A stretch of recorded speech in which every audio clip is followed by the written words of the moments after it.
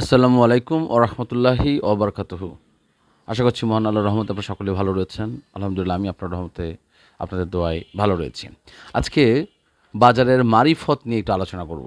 আপনারা এতদিন হয়তো শরীয়ত আলোচনা করেছেন, যারা অনেক সময় বিভিন্ন বিষয়ে দ্বিমত প্রকাশ করেছেন। আজকে আমি আপনাদের কাছে মারিফতের কিছু আলোচনা করব। অর্থাৎ গোপন কিছু, মারিফত শব্দের অর্থ হচ্ছে গোপন কিছু আলোচনা করব। আজকে কেন কিভাবে আজকে বাজারকে ফেলে দিল, কারা ফেলে দিল, কি কারণে ফেলে দিল, এটা নিয়ে আলোচনা করব। পাশাপাশি আমার যেগুলো ওয়াচ লিস্টে, এই পরিবারের যেগুলো ওয়াচ লিস্টে যেসব মাছের নাম ছিল সেগুলো নিয়ে একটু আলোচনা করব। তবে সর্বোপরি কথা, মন খারাপের কিছু নেই। কারণ আমরা যে বাজারে বর্তমানে আছি সেখানে বিনিয়োগকারীর চাইতে ট্রেডারদের সংখ্যা বেশি। এটা হচ্ছে একটা দুর্বলতা।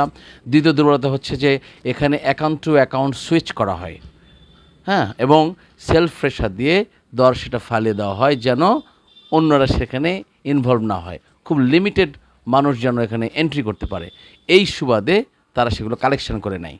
তার কিছু চিত্র আজকে আপনি একটু তুলে ধরি। আজকে যেমন 760 কোটি টাকা লেনদেন হয়েছে, একটু আলোচনা করছি।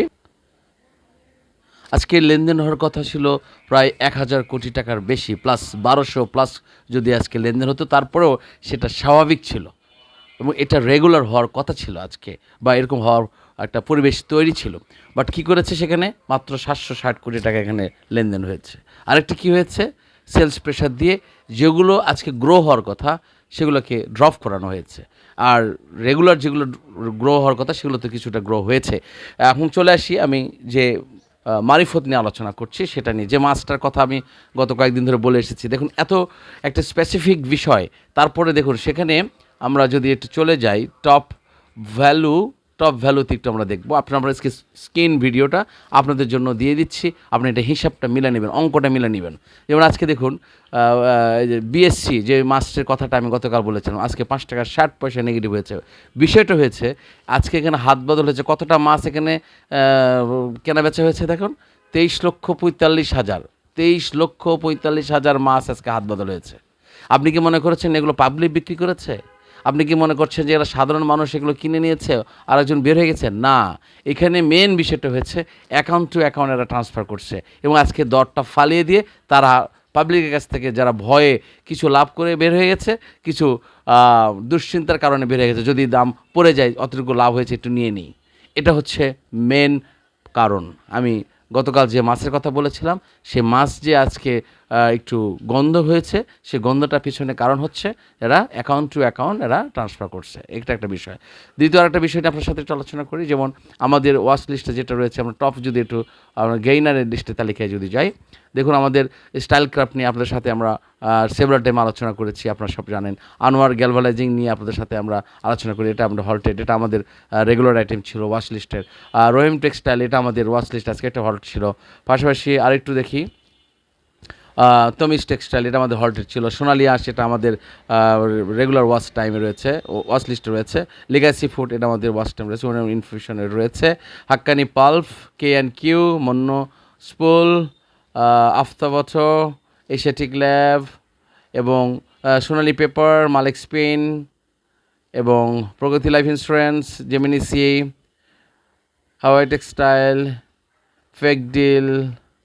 ওকে, আমরা আচ্ছা মুন্ন সিরামিক, আচ্ছা আমরা আর যাচ্ছি না, এইটা নিয়ে আমরা আলোচনার এই প্রান্তে আমরা আপনাদের সাথে যে কথাটা বলতে চেয়েছি, সে কথাটা হলো যে বাজারকে আমাদের হাতে নিয়ন্ত্রণ হতে দেয় না। কারণ এই বড় বড় রাঘব বোয়ালরা বোয়াল মাছগুলো এই ছোট ছোট মাছকে খেয়ে ফেলে। আর আমাদের সবচেয়ে বড় ক্রাইসিস হচ্ছে এই বাজারে ম্যাক্সিমাম বিনিয়োগকারী আছেন, তারা মূলত পক্ষে বিনিয়োগের যে মূল ক্যাটাগরি, থিম, অ্যাকনলেজমেন্ট, এটা নেই। ম্যাক্সিমাম আছে তারা ফোন কলের উপর বেস করে তারা সেদিকে ঝাঁপিয়ে পড়ে। ম্যাক্সিমাম রয়েছে তারা আরেকজনের উপর ডিপেন্ড করে বিজনেস করে। আর একটা ম্যাক্সিমাম রয়েছে হলো ডে ট্রেডার। এদেরকে আপনি কোনোভাবেই থামাতে পারবেন না, কারণ এটা এক ধরনের নেশা হয়ে গেছে তাদের। তারা ট্রেড করবে, তারা কিনবে রেগুলার। আজকে যেমন অনেকগুলো তারা জানে যেটা দাম বাড়বে, আমি অনেকগুলো মেসেজও পেয়েছি, আশা করি আপনারা সেই মেসেজও দেখেছেন, যে তারা জানে এর দাম বাড়বে কিন্তু তারপর ট্রেড করেছে। কেন করেছে? এটা তারা ভালো লাগে না। ওদের ধারণা হচ্ছে যতটুকু আছে নিয়ে নিই, আবার কী হইব যদি লসও যায় তারপরে তারা বিক্রি করে আরেকটা দিকে যাবে, তারা ওয়েট করবে না। বিকজ এটা এক ধরনের আমি যদি বলি যে এটা হ্যাবিটস, এটা অ্যালার্জি হয়ে গেছে। হাউজে গেছে তার মানে তারা ট্রেড করতে হবে। সে লসে থাকুক আর লাভে থাকুক, লসে যদি থাকে রিকভারি করবে না, সাথে সাথে সেটা ছেড়ে দিয়ে 20 টাকা 50 টাকা ছেড়ে দিয়ে 10 টাকা 20 টাকা ছেড়ে দিয়ে আরেকটা মাছ ধরার জন্য দৌড় মারবে। এই কথাগুলো হয়তো অনেকের কাছে তিতা লাগবে, অনেকের কাছে এগুলো বিরক্তিকর লাগবে, কিন্তু আসলে রিয়েল পিকচারটা এটা নয়। আমরা বিনিয়োগ বাজারে আমরা বিনিয়োগকারী আর নেই, আমরা হয়ে গেছি এখন ট্রেডার। একদম খোলামালা কথা। আর এই বাজারের নাম দেওয়া উচিত trader market, not capital market, not invest market, ঠিক আছে? স্টক এক্সচেঞ্জ না দেখে ট্রেড এক্সচেঞ্জ দিতে হবে, যেখানে ট্রেড এক্সচেঞ্জ হয়। সো এই কথা অনেকেই দ্বিমত করবেন, অনেকেই কষ্ট পাচ্ছেন বা রাগ করছেন, thank you very much, no problem. আমি সবাইকে হ্যাপি করার জন্য আমি এই প্ল্যাটফর্মে আসি নাই। আমি এই কথা বলি এটা আমার প্রাণের তৃষ্ণা মেটানোর জন্য, আমার মনের যেসব আকাঙ্ক্ষা থাকে কথা বলার জন্য আমি এটা কথা বলি। আপনার ভালো লাগলে ইউ আর কোর্ডিয়ালি ওয়েলকাম, আপনার যদি ভালো না লাগে you are cordially also welcome. You may leave from this here. এই প্ল্যাটফর্ম তাদের জন্য যারা ভালো লাগে, যাদেরকে ভালো লাগে তারা শুনবেন, আপনার সমালোচনা করবে তবে গঠনমূলক, কিন্তু এই বিদ্রোহমূলক কাজ করার দরকার নেই। এখন আমরা যেই সমস্ত ওয়াচ লিস্টের কথা বলেছি, যেমন একটু দেখুন যে আনোয়ার গ্যালভানাইজিং আজকে প্রায় 8,81,190 এখানে ট্রেড হয়েছে, ভলিউম হয়েছে 3,000 ট্রেড, মানে আপনার ট্রেড হয়েছে 3,000 ট্রেড হয়ে আপনার প্রায় 8,81,000 এখানে লেনদেন হয়েছে। রহিম টেক্সটাইল এখানে 72,923, এখানে আজকে 72,923-এ এখানে 18 টাকা হল্ডেড হয়েছে, 18 টাকা। তার মানে কি এখানে ছাড়তেছে না, কিন্তু এটা আপনাকে বুঝতে হবে যে 200টা আপনার এখানে ট্রেড হয়েছে, মাত্র 72,000 এখানে হাত বদল হয়েছে শেয়ার। তার মানে কি সবাই ধরে রেখেছে। ওকে, এখানে কিন্তু বোঝার বিষয় আছে, আমার কথাগুলো কিন্তু বুঝে নিতে হবে। সবচেয়ে গুরুত্বপূর্ণ কথা হচ্ছে যে অনেক কথা আমরা সরাসরি বলতে পারি না, because it's a financial market. এই মার্কেটে কথা বলার, এভাবে বলার কোনো রাইটস কারো নেই, ঠিক আছে? এটা আপনাকে বুঝে নিতে হবে। সো এই মাছগুলো আর কেউ বাজারে ছাড়তেছে না, তারা রেখে দিয়েছে, এরা শুটকি বানাইতেছে, এটা খুব ভালো, থ্যাংক ইউ। যারা শুটকি বানানোর চিন্তা করছেন সেটা তাদের জন্য শুভকামনা রইল, আর যেগুলো ছেড়েছেন যদি লাভ নিয়ে থাকেন তাদের জন্য শুভকামনা রইল। তবে আমি একটু আজকে একটু হতাশ হয়েছে এই কারণে যে আমরা আমাদের বিনিয়োগকারীদেরকে আমরা মোটিভেট করতে পারছি না, বা তাদের ডিসিশনকে আমরা কনস্ট্যান্ট করতে পারছি না। তারা ট্রেড থেকে একেবারে সেখানে দাঁড়িয়ে রয়েছে। যেমন আজকে যে অবস্থা, আমি আপনাদেরকে হলফ করে বলি, বাজারে আপনি বিনিয়োগকারী যদি হন, এই বাজারে যদি আপনি বিনিয়োগকারী হন, আপনার হয়তো সাময়িকভাবে মনে হবে যে আপনার একটু কষ্ট হচ্ছে বা লাভ কম হচ্ছে, কিন্তু you are the real gainer, কারণ আপনার কোনো লস নেই।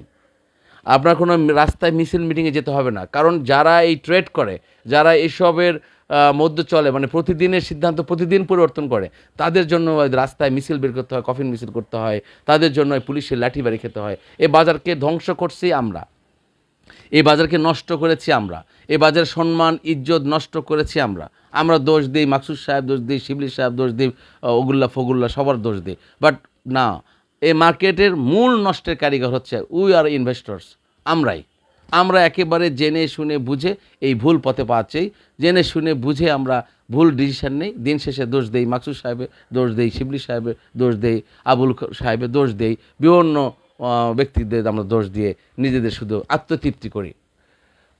সো আলোচনা এখন আমি আপনাদের সাথে যে কোম্পানিগুলো নিয়ে আলোচনা করেছি সেগুলো একটু মিলে দেখবেন, হতাশার কিছু নেই।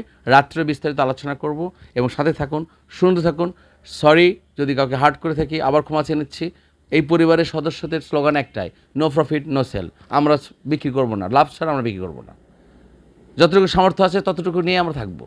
আর আমরা কোনো এই যে ধার করা, এনজিও থেকে টাকা নেওয়া, ব্যাংক লোন, মার্জিন লোন, এসব নিয়ে আমরা বিজনেস না করাই ভালো। যদি সম্ভব হয় আপনার যতটুকু ফ্রি মানি রয়েছে, ক্যাশ রয়েছে, বাজারের সাথে সামঞ্জস্য করে আপনি অল্প অল্প করে কিনবেন, একটি সুন্দর মাথায় চিল মাইন্ডে থাকবেন, আপনার প্রফিট আপনার কাছে আসবে। ওরা প্রতিদিন 5,000 10,000 করে, আপনি দেখবেন একসাথে আপনি 20,000 50,000 1 লাখ করবেন, 2 লাখ 5 লাখ 10 লাখ করবেন। এটা হচ্ছে রিয়েলিটি। সো শুভকামনা রইল। আমাদের ওয়াশলিস্টের দিকে আপনার চোখ রাখুন এবং ইনশাল্লাহ পারলে আপনি শুটকি বানিয়ে রাখার চেষ্টা করবেন। কখনোই লস দিয়ে কোনো বিক্রি করার কোনো প্রয়োজন নেই। Thank you so much.